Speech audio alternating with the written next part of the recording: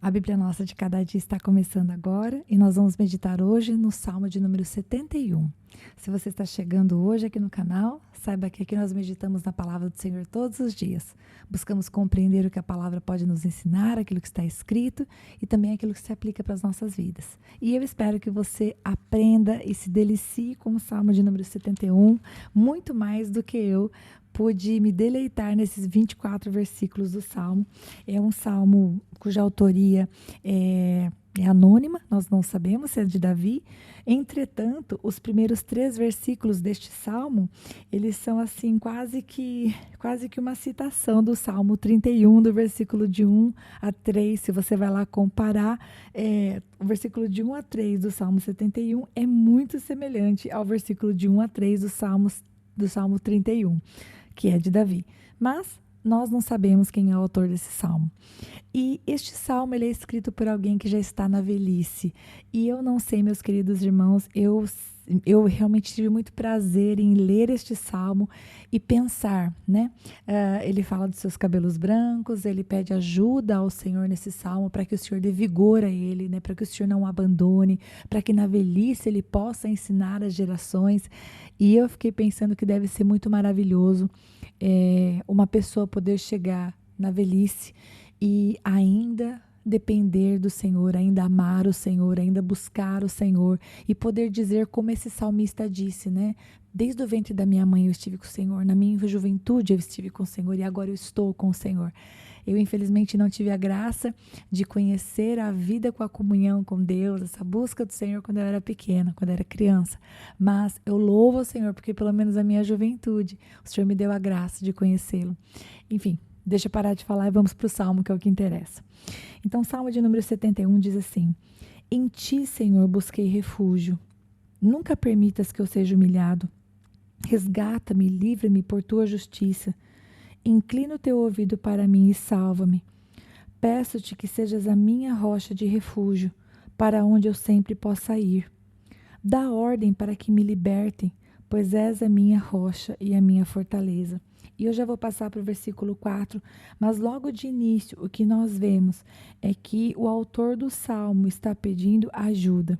O versículo número 1, que na nova versão internacional que eu estou lendo diz, busquei refúgio, e aparece da mesma maneira na revista atualizada e na nova Almeida atualizada, mas na King James aparece, ponho a minha confiança, né? No Senhor eu ponho a minha confiança.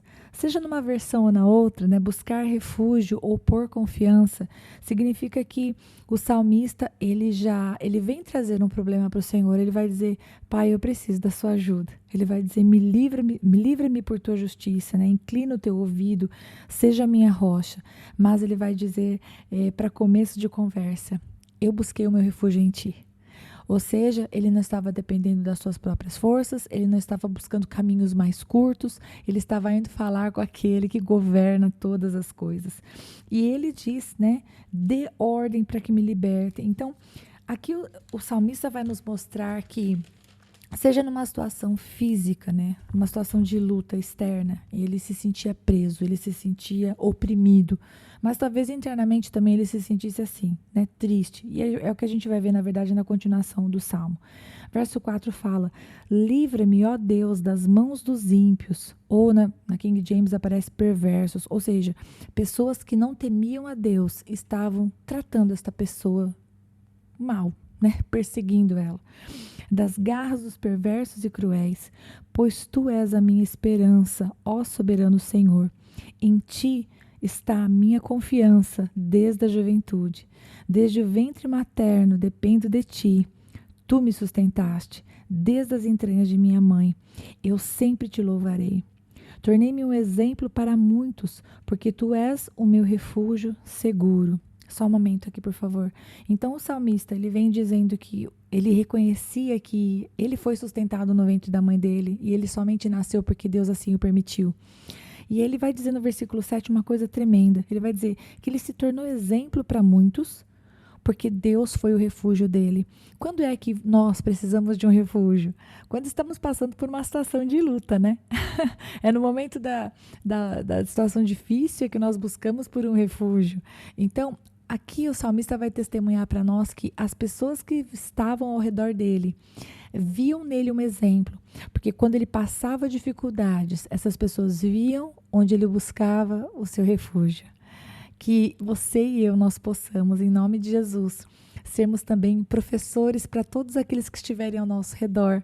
Não porque a gente fala muito, mas que a nossa vida mostre para as pessoas onde é que nós buscamos refúgio. Não somos perfeitos, alguns momentos vamos falhar, infelizmente. Seria muito bom que nós pudéssemos agradar a Deus 100% do nosso dia, mas não é verdade. Carecemos da glória de Deus, né? Se Ele não nos ajudar, não conseguimos nada.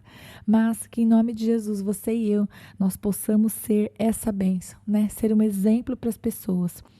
E aí ele vai também dizer, uma das outras coisas que ele é exemplo é o que está no verso 8, veja. Do teu louvor transborda minha boca, que o tempo todo proclama o teu esplendor. Gente, eu grifei aqui o tempo todo, porque ele está dizendo que o tempo todo ele louva a Deus. E eu não estou falando o tempo todo, e talvez eu acredito que também não estivesse dizendo que o tempo todo significa ininterruptamente, né? Que ele estava em todo momento cantando um louvor ou adorando o Senhor com os lábios, mas significa que eu entendo que o Salmo quer dizer para nós que em todas as estações da vida dele, né, durante todos os dias, o louvor do Senhor estava nos seus lábios. Então, quando acontecia um problema, uma situação difícil, ele buscava refúgio no Senhor, ele orava diante do Senhor e ele louvava o Senhor. E, meus queridos, isso é uma prática maravilhosa. Essa é uma coisa que a gente sempre faz aqui em casa e, inclusive, eu faço isso junto com as crianças. Quando muitas vezes um de nós está nervoso, está bravo, está lidando com uma frustração, naquele momento a gente para e a gente ora. E a gente se pergunta, às vezes a gente até é honesto em dizer, nossa, eu estou me sentindo triste, né? Aqui em casa, eu, meu esposo, minhas filhas, nossa, eu estou triste e não tem motivo para isso. E nesse momento nós oramos uns pelos outros. Então isso é muito bom. Primeiro, a liberdade de poder dizer o que você está sentindo sem julgamentos. Segundo, nós podemos orar uns pelos outros.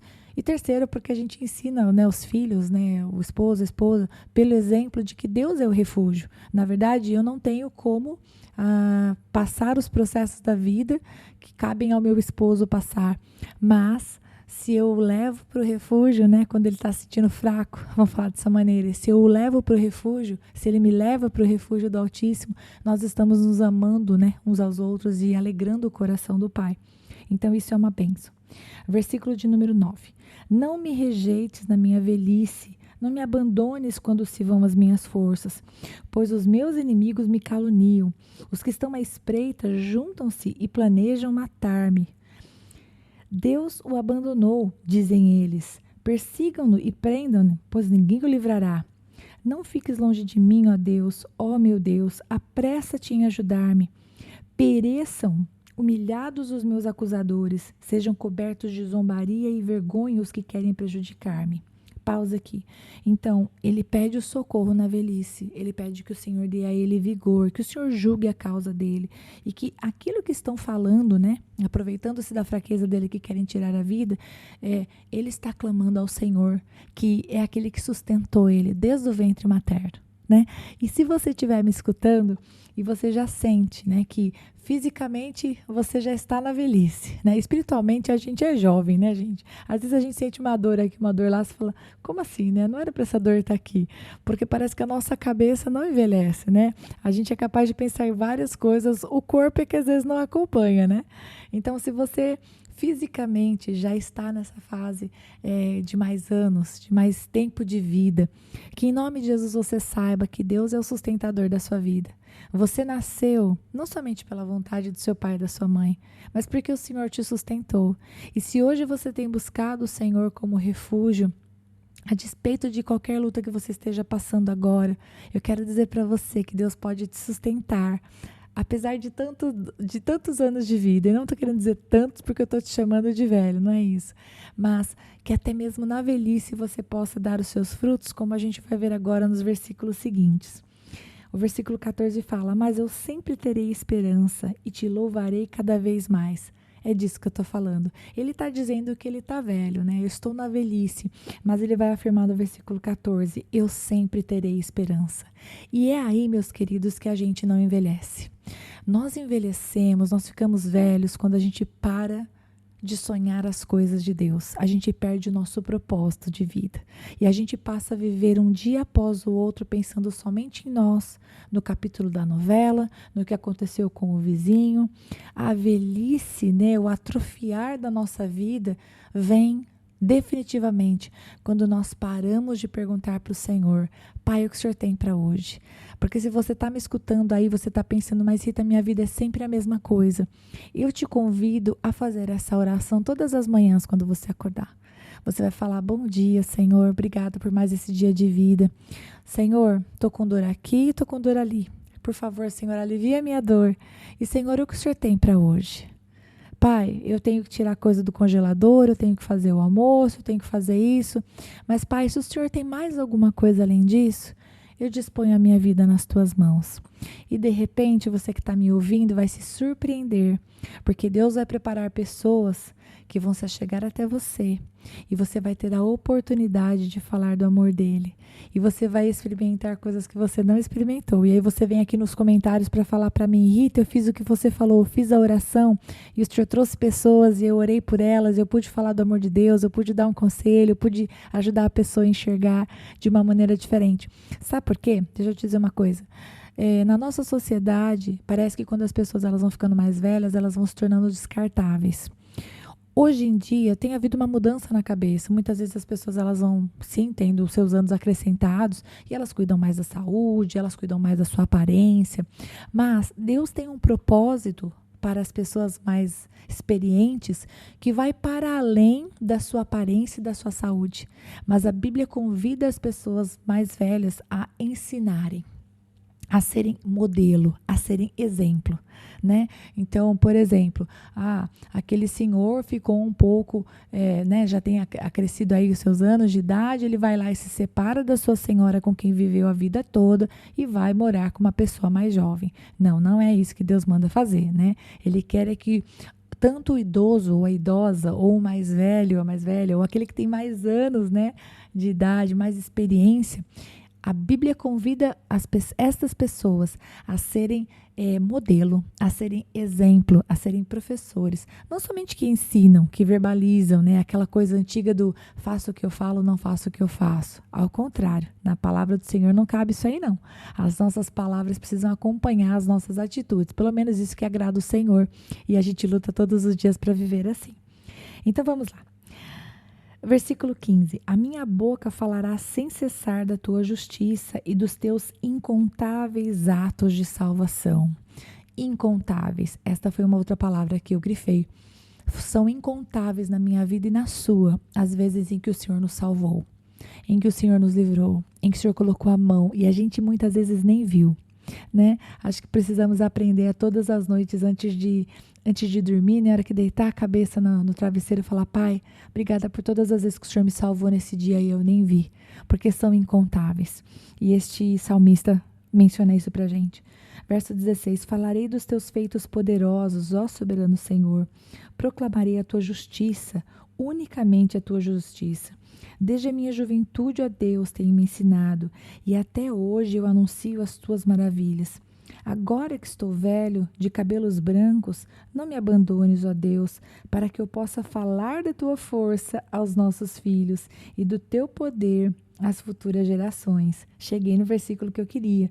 No versículo 18, ele vai dizer que ele quer ensinar aos filhos. E ele quer falar às futuras gerações.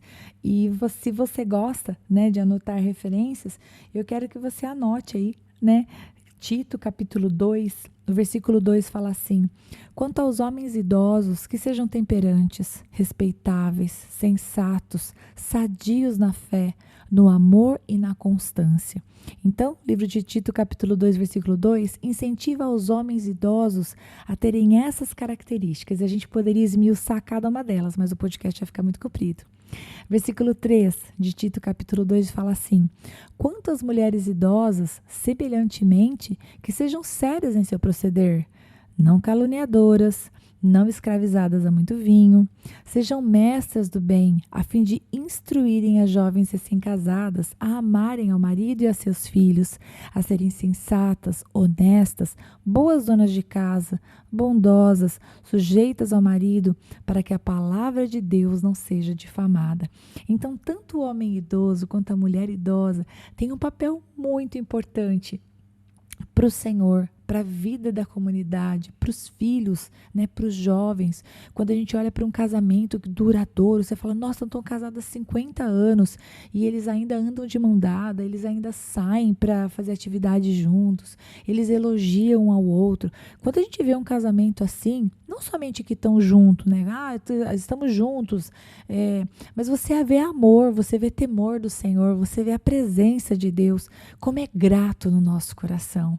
E a gente fala, pelo menos eu penso, Deus, eu também quero. Eu quero na velhice ter um casamento feliz, né? Um casamento onde haja amor, onde haja oração, onde haja a tua presença. Enfim, versículo 19. Tua justiça chega até as alturas, ó Deus. Tu que tens feito coisas grandiosas. Quem se compara a ti, ó Deus? Tu que me fizeste passar muitas e duras tribulações, restaurarás a minha vida e das profundezas da terra de novo me farás subir. Tu me farás mais honrado e mais uma vez me consolarás. Eu te louvarei com a lira por tua fidelidade, ó meu Deus. Cantarei louvores a ti com harpa. Bom, sabemos agora então que este senhor que viveu a vida toda dele com Cristo, com o Senhor, Cristo ainda não tinha aparecido na cena, tocava a lira e tocava a harpa. Ó Santo de Israel. Verso 23. Os meus lábios gritarão de alegria quando eu cantar louvores a ti, pois tu me redimiste. Também a minha língua sempre falará dos teus atos de justiça, pois os que queriam prejudicar-me foram humilhados e ficaram frustrados. E ele termina o salmo, além de exaltando o nome do Senhor e dizendo que vai continuar louvando e adorando o Senhor, ele declara no final do salmo aquilo que ele quer ver. Aquilo que ele chegou pedindo a Deus, né? Deus me livra, Senhor dá ordem para que me liberte. Ele termina o salmo dizendo, aqueles que queriam me prejudicar vão ser humilhados e eles vão ser frustrados porque eu não serei prejudicado. E eu acho muito bonitinho ele declarar pela fé, né? Ele dizer algo que ainda não aconteceu, mas que é o que ele espera e que é o que nós devemos fazer. E para finalizar esse salmo, eu só quero fazer uma última observação que enquanto eu estava lendo, isso veio na minha mente. Se queremos ter uma velhice em Cristo, uma juventude, porque aqui não sei se você percebeu, versículo 6 fala dele no ventre da mãe dele sendo sustentado por Deus. Versículo 17 fala de que na juventude ele estava com o Senhor. Versículo 9 fala da velhice que ele está vivendo com o Senhor. Se nós queremos ter uma vida, né, se nós queremos poder dizer lá no final da nossa vida, caminhei com Cristo todos os dias, precisamos trabalhar por isso. Porque muitas vezes as distrações deste mundo nos afastam de Deus, nos afastam da oração, nos afastam de ir à igreja, nos afastam de ler a palavra, nos afastam de buscarmos fazer o certo. É muito fácil nós nos distrairmos com as coisas desta vida, com as coisas deste mundo e não darmos para o Senhor as primícias, não darmos para o Senhor o que é mais importante, né? Deixamos o Senhor para a sobra, para quando estamos cansados, para quando já não temos mais vigor. Que nós possamos, que eu e você, nós possamos priorizar o Senhor na nossa vida. E também, né, falamos de casamento. Se queremos poder dizer lá na velhice, que bênção ter o meu companheiro aqui do lado, que o Senhor, em nome de Jesus, abra os nossos olhos para que nós cuidemos, né, do nosso casamento, dos nossos filhos, com atenção, com amor, né? Não somente com obrigação, não somente cumprindo aquilo que tem que ser cumprido, né? Porque, eu fiz o almoço, eu fiz a janta, eu lavei a roupa, eu fiz a minha parte. Não, casamento não é só isso, né? Casamento está falando de levar o coração do cônjuge a Deus, está falando de amor, está falando de palavras de elogio, está falando de presentes, está falando de tempo junto, né? Está falando de realmente buscar agradar o coração do outro. E talvez eu esteja falando influenciada por um livro que eu tenho estudado nos últimos tempos, que se chama As 5 Linguagens do Amor, do Gary Chapman, e que tem falado muito com o meu coração a respeito de amar o nosso cônjuge de acordo com a maneira como ele se sente amado.